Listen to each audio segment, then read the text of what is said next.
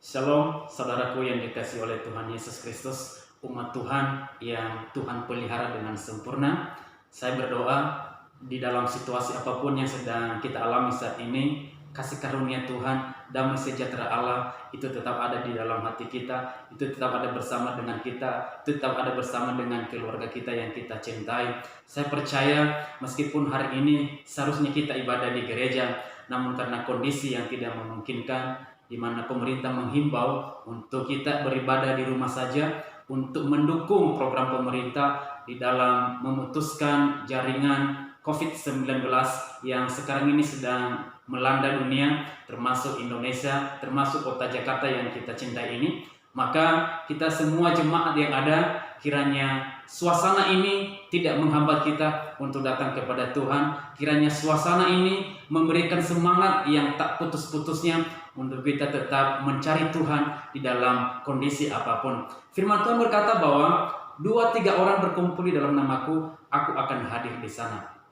Jemaat yang dikasihi oleh Tuhan, saat ini kita mendengar kebenaran firman Tuhan, maka mari mempersiapkan hati kita, mari mempersiapkan sikap kita, posisi kita, sebab kita sedang menghadap Tuhan yang Maha Kuasa.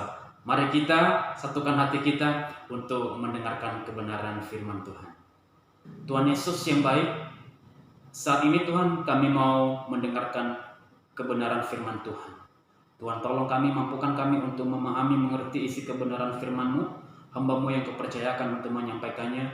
Tuhan tuntun, Tuhan tolong, Engkau bimbing Tuhan, sehingga hamba-Mu menyampaikannya dengan benar dan sesuai dengan apa yang Tuhan kehendaki. Ajar kami secara bersama-sama untuk sehati sepikir di dalam memahami firman Tuhan ini, terlebih lagi untuk melakukannya. Berikan kami kekuatan Tuhan, sebab kami tidak mampu sendiri. Kami mau Tuhan Engkau berkuasa penuh atas hidup kami, sehingga kuasa firman Tuhan ini boleh dipancarkan di dalam kehidupan kami, boleh dilakukan di dalam kehidupan kami dimanapun kami berada, sehingga kami menjadi pribadi-pribadi yang menjadi saksi Kristus. Terima kasih Bapa, kami siapkan hati kami untuk mendengarkan kebenaran firman-Mu pada saat ini. Dalam nama Yesus Kristus Tuhan, kami berdoa. Haleluya. Amin. Kristus, saya percaya hari-hari yang kita lewati ini adalah hari-hari yang sulit, hari-hari yang menakutkan, hari-hari yang menyedihkan. Namun yakin dan percaya saudaraku yang dikasihi oleh Tuhan, bahwa kita ini punya Tuhan, kita ini memiliki Tuhan yang hidup. Tuhan kita Tuhan yang berkuasa, Tuhan kita Tuhan di atas segala Tuhan. Kuasanya tidak berubah dari dulu, sekarang, dan sampai selama-lamanya.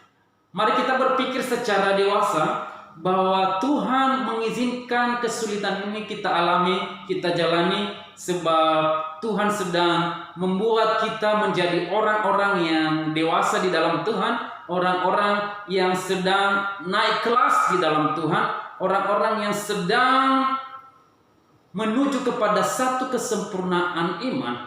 Itu sebabnya hari ini Tuhan mengajar kita untuk dewasa di dalam Tuhan. Mari kita belajar untuk menjadi jemaat yang dewasa di dalam Tuhan. Mari kita buka firman Tuhan dari 1 Korintus pasal 13 ayat 11.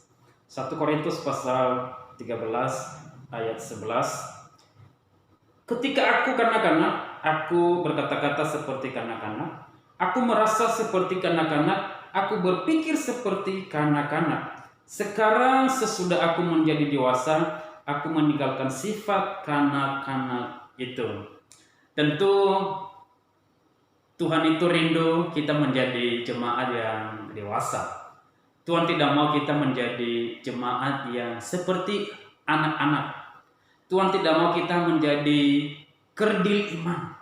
Tuhan tidak mau kita menjadi orang-orang yang biasa-biasa saja. Tentu Tuhan mau supaya kita memiliki pertumbuhan di dalam Tuhan. Tuhan mau supaya kita bertumbuh lebat di dalam Tuhan. Tuhan mau supaya kita berbuah di dalam Tuhan. Itu sebabnya hari ini saudaraku, saya mau menyampaikan kebenaran firman Tuhan supaya kita menjadi dewasa di dalam Saudaraku yang dikasihi oleh Tuhan kita Yesus Kristus, gereja yang sesungguhnya adalah pribadi kita sendiri. Gereja bukanlah berbicara soal gedungnya. Gereja bukanlah berbicara soal uangnya, tetapi gereja yang sebenarnya adalah berbicara soal individunya, berbicara soal orangnya. Itu sebabnya gereja itu diartikan juga sebagai organisme. Artinya bahwa makhluk hidup yang hidup, makhluk hidup yang tumbuh, ya. Bertumbuh itu artinya bertambah tinggi, bertambah besar, dan juga bertambah dewasa. Saudaraku yang dikasihi oleh Tuhan kita Yesus Kristus, tentu pertumbuhan adalah kehendak Tuhan. Tuhan merindukan kita untuk bertumbuh. Artinya adalah di dalam kita bertumbuh dan semakin dewasa di dalam Tuhan, kita tidak berjalan sendiri. Kenapa saya katakan begitu? Karena pertumbuhan ini yang mengkehendakinya adalah Tuhan sendiri. Tuhan tidak mau kita seperti kanak-kanak terus. Tuhan tidak mau kita cemen. Tuhan tidak mau kita kerdil imannya.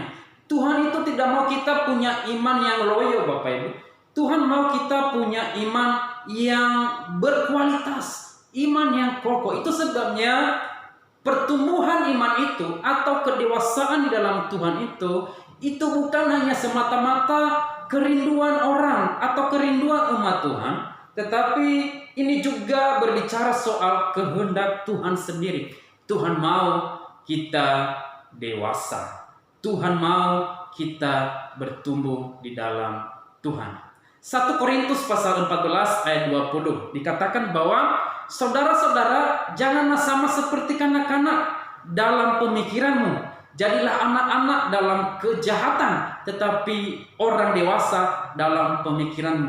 Artinya adalah kalau sikap kekanak-kanakan itu diibaratkan adalah kejahatan, kalau sikap kekanak-kanakan itu diibaratkan adalah hal-hal yang dilakukan oleh anak-anak, firman Tuhan berkata, jauhkanlah hal itu daripadamu, tetapi jadilah dewasa di dalam pemikiranmu, di dalam kehidupanmu. Jadilah dewasa di dalam segala hal yang engkau lakukan. Jangan seperti anak-anak.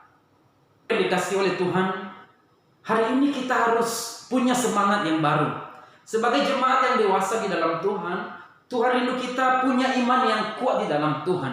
Tuhan rindu kita punya semangat yang kuat di dalam Tuhan. Tuhan rindu kita memiliki gairah yang penuh di dalam Tuhan. Meskipun situasi kita mungkin sulit untuk kita jalani karena virus corona sedang melanda dunia ini, karena masalah ekonomi yang sulit, karena kebutuhan kita yang kurang. Bapak Ibu dikasih oleh Tuhan, ingat bahwa Tuhan melihat kita, Tuhan ada bersama dengan kita. Walaupun secara kasat mata badani kita tidak melihat Tuhan, tetapi firman Tuhan berkata, dia berkata bahwa dalam segala sesuatu Tuhan turut bekerja untuk mendatangkan kebaikan bagi orang-orang yang mengasihi Dia. Jangan jemaat yang cengeng, jangan menjadi jemaat yang loyo, jangan menjadi jemaat yang kurang fit di dalam Tuhan, sebab Tuhan tidak mengkehendaki hal itu. Jemaat yang dikasih oleh Tuhan, saya terlalu yakin dan percaya meskipun susah untuk hal ini kita lakukan, tetapi saya berdoa kiranya Tuhan memberikan kekuatan kepada kita, Tuhan memberikan kuasanya untuk kita boleh hadapi meskipun sulit, tetapi justrulah di masa-masa yang sulit ini mari terus mendekatkan diri kepada Tuhan, sebab saya percaya dan sangat yakin bahwa Tuhan ada bersama dengan kita. Itu sebabnya saudaraku yang dikasih oleh Tuhan, jikalau burung di udara saja Tuhan pelihara, apalagi kita ini adalah orang-orang yang diciptakan Tuhan istimewa seturut dengan gambar dan rupanya Tuhan. Tuhan pasti akan memelihara setiap kita. Seperti bunga bakung di taman, Tuhan pelihara. Apalagi kita, orang-orang yang sangat spesial di mata Tuhan. Maka saya percaya bahwa Tuhan akan bersama dengan kita. Jemaat yang dikasih oleh Tuhan, Tuhan rindu kita menjadi jemaat yang dewasa. Tidak lagi seperti anak-anak. Anak-anak itu belum bisa membedakan mana tangan kiri dan mana tangan kanan. Anak-anak itu belum mampu membedakan mana yang baik dan mana yang tidak baik. Tetapi Bapak Ibu yang dikasihi oleh Tuhan, kedewasaan seseorang itu tidak semata-mata juga diukur dari umur seseorang. Ada orang yang kelihatannya umurnya sudah banyak, tetapi sifatnya seperti anak-anak. Tetapi ada juga orang masih anak-anak, tetapi sifatnya sudah kelihatan dewasa, seperti orang tua, seperti orang dewasa pada umumnya. Nah, orang yang dewasa di dalam Tuhan juga seringkali diukur bagaimana dia melewati satu situasi, bagaimana dia memutuskan satu sikap terhadap sesuatu. Itu sebabnya Tuhan merindukan kita untuk dewasa di dalam Tuhan. Aku yang dikasihi oleh Tuhan, Tuhan merindukan kita untuk dewasa. Sebagai jemaat yang dewasa, maka kita harus memahami beberapa hal. Yang pertama, di dalam kitab Efesus pasal 4 ayat 13 sampai 15, Efesus pasal 4 13 sampai 15, di sana dikatakan bahwa orang yang dewasa itu ditandai dengan tidak diombang-ambingkan oleh pengajaran yang sesat atau pengajaran yang salah. Ada banyak ajaran yang sesat, baik itu datangnya secara internal dalam gereja maupun eksternal dari luar gereja, yang datang untuk menyerang kekristenan, yang datang untuk menyerang iman seseorang. Itu sebabnya orang yang tidak punya iman yang benar dalam Tuhan, maka jangan heran kalau banyak orang yang meninggalkan Tuhan. Ada banyak orang yang meninggalkan imannya kepada Tuhan. Kenapa? Karena orang-orang ini tidak punya pemahaman yang benar tentang Tuhan. Karena orang-orang ini miskin pemahaman, dangkal pemahaman tentang Tuhan. Miskin sekali. Sehingga hanya sedikit saja ada ajaran yang sesat yang datang, maka itu akan mengubah prinsip hidupnya dan dia meninggalkan Tuhan. Ada banyak orang yang meninggalkan Yesus dan memilih yang lain. Saudaraku yang dikasihi oleh Tuhan, orang yang dewasa di dalam Tuhan ditandai dengan tidak diombang-ambingkan oleh pengajaran. Dia punya prinsip kehidupan yang jelas. Dia punya prinsip kehidupan yang benar, yang jelas. Tidak diombang-ambingkan oleh apapun. Tidak mudah dipengaruhi oleh apapun juga. Ada banyak orang yang berkata bahwa orang Kristen itu menyembah 3 Tuhan. Dengan istilah Tritunggal. Bapak Ibu yang dikasihi oleh Tuhan, logikanya saja tidak mungkin orang Kristen itu menyembah 3 Tuhan. Orang Kristen itu menyembah Tuhan yang Maha Esa. Tuhan yang Maha Esa. Tuhan yang Maha Esa menjadi manusia di dalam Yesus untuk menyelamatkan manusia. Lalu mereka berkata bahwa Yesus itu bukan Tuhan. Yesus itu adalah manusia super. Yesus itu hanya manusia yang memiliki kemampuan spiritual yang luar biasa, sehingga dia mampu menyembuhkan ini dan itu, menghidupkan orang mati dan lain sebagainya. Yesus itu bukan nabi. Yesus itu manusia biasa. Yesus itu hanya nabi, bukan manusia biasa. Saudaraku yang dikasihi oleh Tuhan, yang mana yang benar? Kita bingung sendiri dengan pernyataan-pernyataan seperti begini. Tetapi yang mau saya katakan kepada kita pada hari ini adalah bahwa saudaraku yang dikasihi oleh Tuhan, mari kita memiliki sikap yang benar terhadap pengajaran ini. Yang mau saya katakan adalah bahwa teguhlah iman di dalam Tuhan. Milikilah pemahaman yang benar tentang Tuhan. Tuhan kita itu satu, yaitu Yesus Kristus, Tuhan dan Juru Selamat satu-satunya. Akulah jalan kebenaran dan hidup. Tidak ada seorang pun yang datang kepada Bapa kalau tidak melalui aku. Itu kata Yesus. Saudaraku yang dikasihi oleh Tuhan, ada banyak jalan menuju Roma, tetapi hanya ada satu jalan menuju surga. Kalau di Roma banyak jalan, ya silakan. Tetapi menuju surga itu hanya ada satu jalan. Kalau di Roma masih ada kedengaran tangisan dan air mata, tetapi di surga tidak ada tangisan dan air mata. Kenapa? Karena di surga hanya ada sukacita, ada damai sejahtera. Kalau di Roma masih banyak rumah sakit, ada penyakit.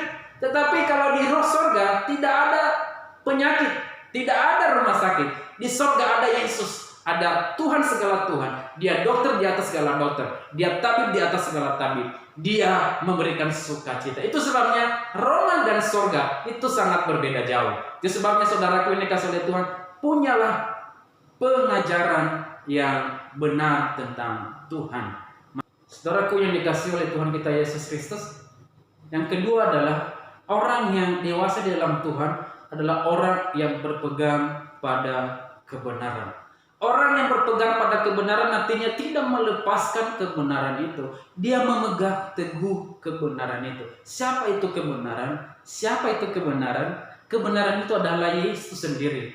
Dia yang memberikan kebenaran dan sekaligus dia adalah kebenaran. Artinya adalah kalau kita sudah memiliki Yesus di dalam hidup kita, kalau kita sudah memiliki Yesus di dalam diri kita, maka jangan melepaskan kebenaran itu. Kenapa? Karena kebenaran itulah yang akan memberikan kita kehidupan. Kebenaran itulah yang akan memberikan kita kekuatan untuk melewati masa-masa yang sulit ini. Kebenaran itu yang memberikan kita kekuatan untuk melewati kesulitan demi kesulitan. Meskipun banyak tantangan, meskipun banyak rintangan, meskipun banyak cobaan yang harus kita lewati, ketika ada kebenaran di dalam Yesus yang ada dalam diri kita, maka saya yakin dan percaya bahwa kita mampu melewatinya. Kita sanggup melewatinya karena ada Yesus yang bersama-sama dengan kita. Kita punya kebenaran itu. Yesus adalah kebenaran. Dia hidup dan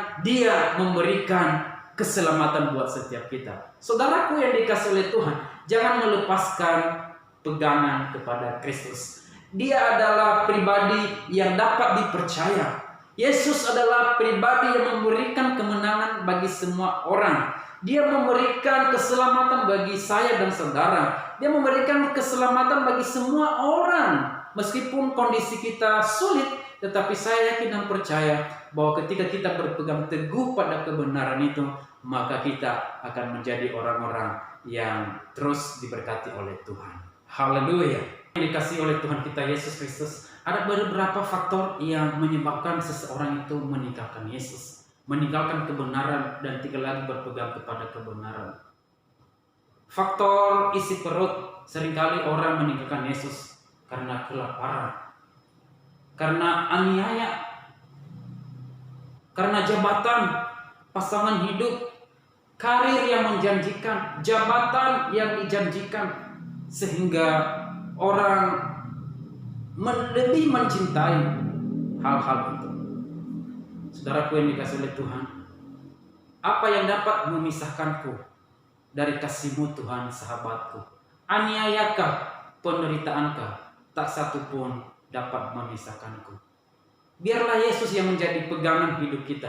Di masa-masa yang sulit ini, izinkan Yesus yang memegang tangan kita. Dan kita berpegang teguh pada Yesus. Saudaraku yang dikasihi oleh Tuhan, biarlah kita menjadi berkat dimanapun kita berada. Dalam masa-masa yang sulit ini, mari kita memancarkan kasih Yesus yang tak pernah padam.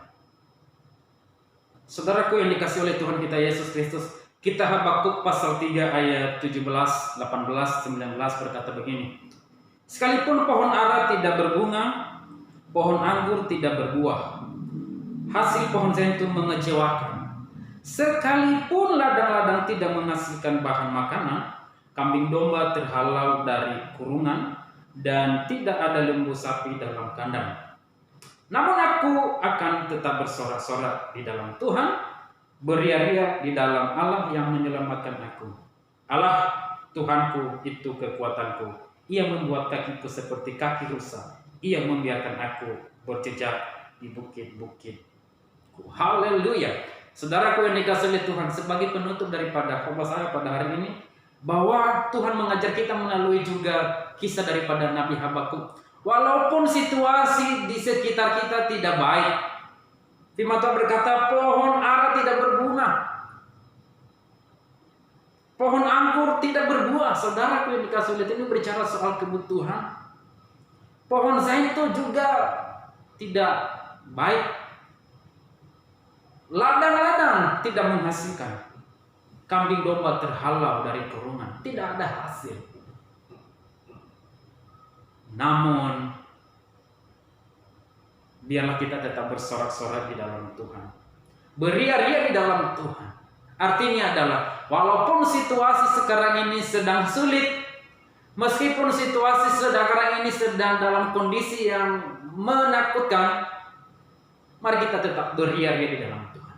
Mari tetap kita bersorak-sorak di dalam Tuhan. Sebab di dalam Tuhan kita bisa bersuka cita. Sebab di dalam Tuhan kita mampu melakukan banyak perkara-perkara. Firman Tuhan berkata bahwa Tuhan bersama dengan orang-orang yang dikasihinya. Dia tidak meninggalkan orang-orang yang percaya kepadanya. Walaupun itu harus berjalan di dalam lembah kekelaman. Aku tidak takut bahaya, sebab Engkau besertaku. Dia berkata, gadamu dan tongkatmu itulah yang menghibur aku. Itulah yang dikatakan oleh Raja Daud dalam kitab Mazmur pasal 23. Saudaraku yang dikasihi oleh Tuhan, dalam hal menjalani kehidupan kita ini, mari kita tetap teguh di dalam Tuhan. Ingat bahwa jangan diombang-ambingkan oleh pengajaran-pengajaran yang sesat. Dan ingat yang kedua, jangan memutuskan pegangan yang tetap di dalam Yesus. Ingat, berpegang teguhlah pada iman kepada Yesus. Jadilah jemaat yang dewasa, jadilah jemaat yang kuat iman dalam Tuhan. Tuhan memberkati kita semua. Haleluya. Mari kita bersatu dalam doa. Yesus Kristus, firman-Mu yang telah kami dengar ini, biarlah ini menjadi kekuatan baru dalam hidup kami. Kami mendapatkan sukacita yang baru dalam hidup kami. Kami mendapatkan berkat yang baru. Sebab firman-Mu, ya dan amin ya Tuhan. Terima kasih Bapa di surga, terpujilah Engkau. Hamba juga berdoa, hamba telah menyampaikan, dan biarlah Tuhan dalam segala keterbatasan yang ada, biarlah Engkau yang menyempurnakan. Terpujilah Engkau Tuhan. Hamba berdoa, buat setiap jemaat-Mu, dimanapun mereka berada saat ini, Tuhan tutup bungkus mereka dengan kuasa darah-Mu yang kudus. Bebaskan dari segala penyakit. Tuhan sembuhkan mereka yang sakit. Terima kasih Bapa. Mereka yang dalam persoalan apapun, dalam persoalan keuangan, dalam persoalan usaha, Tuhan Kau hadir di tengah-tengah keluarga mereka. Berikan ketenangan, berikan kekuatan, sehingga mereka mampu melewati hal ini Tuhan. Terima kasih Bapa di surga. Cara kami berdoa buat Indonesia sekarang ini. Tuhan Engkau yang memberkati bangsa kami. Tuhan tolong bangsa kami, pemerintahan kami, berikan kekuatan hikmat kepada mereka dalam mengatasi virus COVID-19 ini. Berikan hikmat Tuhan, tolong mereka. Bahkan tim medis yang juga sedang berusaha bekerja untuk merawat, untuk Tuhan bekerja, Tuhan sertai mereka. Tutup fokus mereka dengan kuasa darah-Mu yang kudus. Bapa di surga, orang-orang yang sedang terinfeksi dengan virus COVID-19 ini, kami rindu Kau hibur mereka, berikan kekuatan kepada mereka. Tangan Tuhan yang penuh kuasa menyembuhkan, memulihkan, dan memberkati mereka. Terpujilah Engkaulah Tuhan Yesus, dan biarlah damai sejahtera daripada Allah Bapa yang melampaui segala akal dan pikiran manusia menjadi bagian kami dari sekarang sampai selama-lamanya. Haleluya. Amin.